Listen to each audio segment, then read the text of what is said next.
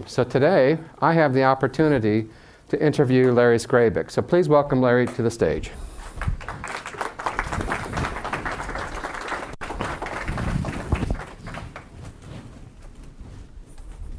Am I supposed to trip and fall? I was impressed you made it up the steps. Good job. Why don't you grab that microphone? That just came right out. Did I say that out loud?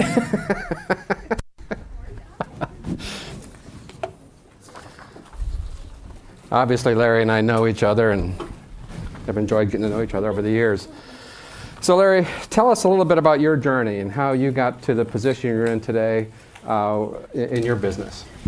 Well, it was a rather circuitous journey. I started as an electrical engineer, mostly in industrial automation, and I grew for about 35 years in the corporate world, mostly for big automation companies, industrial companies. And I progressed from an engineer through project management and then financial management and general management. My corporate career came to a high point around 1985, where I was named Executive Vice President and General Manager of Siemens Industrial Automation North America. And I was also responsible to establish 24/7 global technical support and service operations headquartered in Johnson City, Tennessee, Nuremberg, Germany, and Singapore. Yes, that's a rather impressive corporate set of credentials, more than what I was able to achieve. When did you first get bit by the entrepreneurial bug? That's an interesting question because I actually never did. The reason was after my Siemens gig, I was named president and CEO of Circon Systems, a building automation company in Vancouver, Canada. But my tenure was cut extremely short primarily by a medical disability. And I was unable to work and go back to the corporate world at that time. And a very close friend of mine presented me with an opportunity to join a venture management company firm with some very interesting projects, but he wasn't able to hire me as a W-2 employee, and he suggested that I start a consulting firm, start an LLC, and he retained me with Titan International, and it led to some of the most amazing assignments that anybody could ever imagine.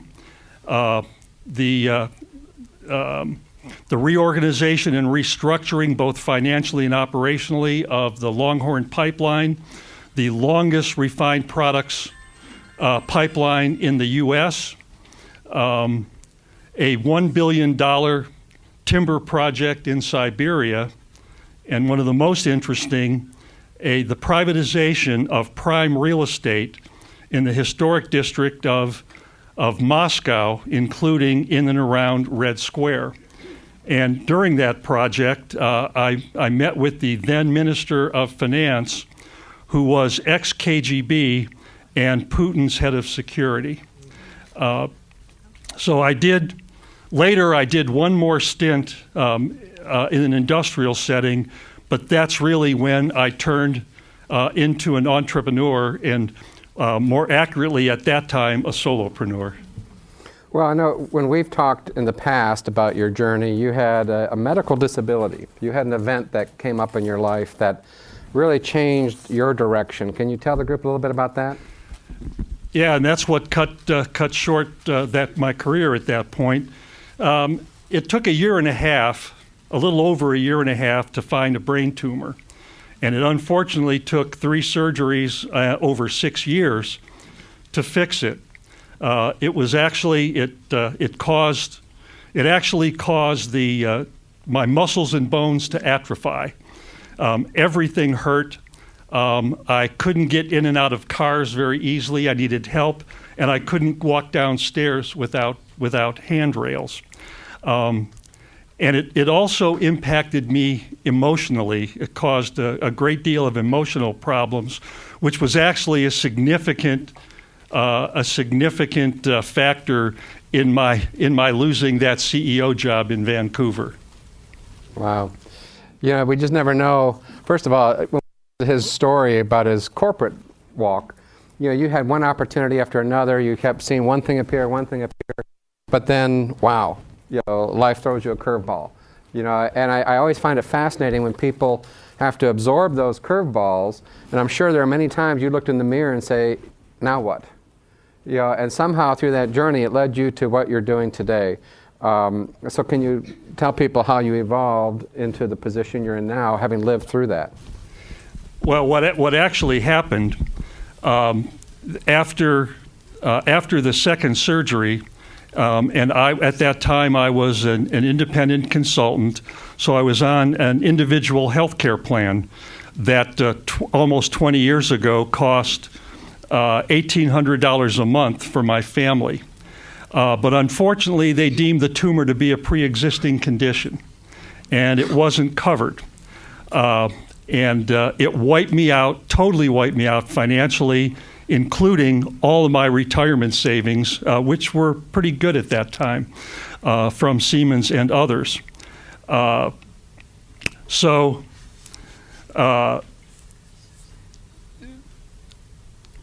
I decided to keep working and just keep trying, and it also, I also had to borrow. I ended up with 4 mortgages and about almost $500,000 in personal debt, mostly to my brother-in-law, friends and neighbors, anybody who would help. But I decided to avoid bankruptcy and just kept on working.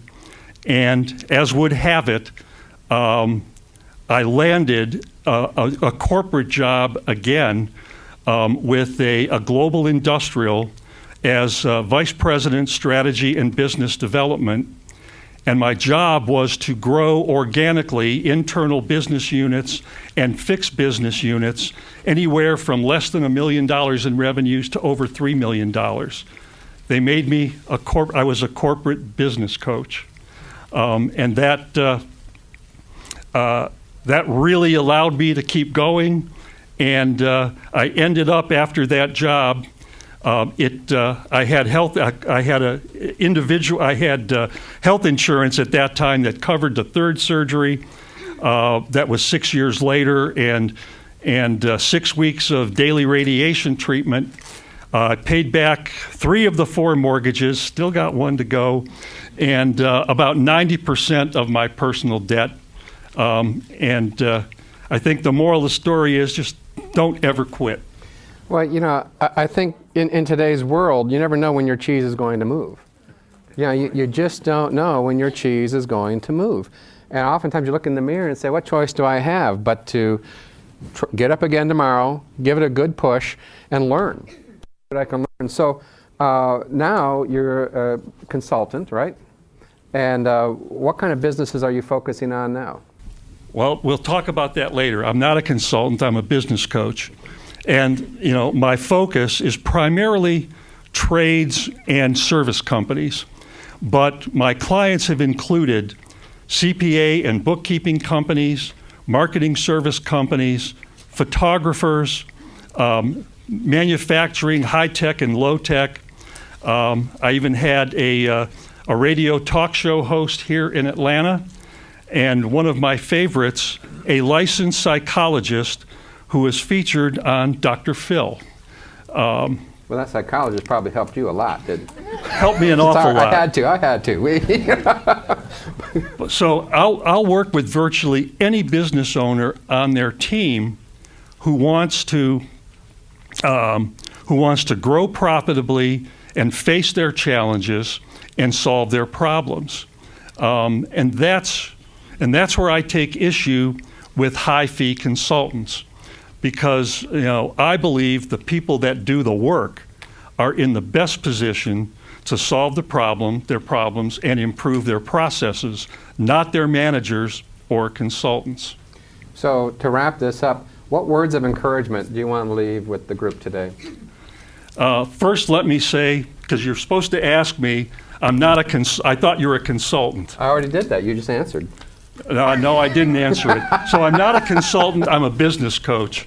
And the difference is, You give a scope of work and project work to consultants typically, and you pay them to answer all your questions. You pay a coach to question all your answers.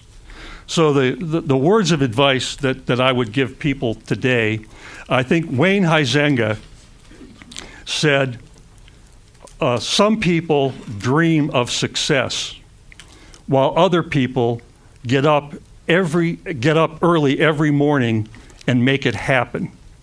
But I think Henry Ford captured it the best. He said, boy, all of a sudden, you have those moments. He said, whether you think you can or think you can't, you're right. So don't give up. Don't ever give up. Let's have a round of applause for Larry. Thank you so much. Thank you, man.